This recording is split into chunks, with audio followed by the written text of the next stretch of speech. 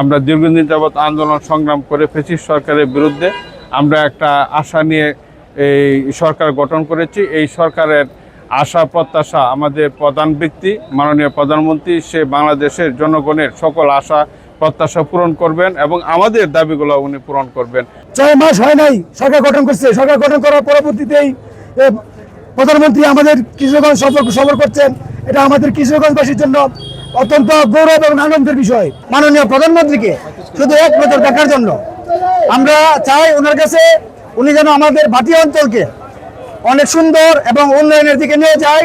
আমাদের অপেক্ষার সময়টা কেমন কাটছে এটা আমরা ভাষায় প্রকাশ করতে পারবো না, কারণ আমরা খুব অধীর আগ্রহ নিয়ে আমরা এখানে দাঁড়িয়েছি।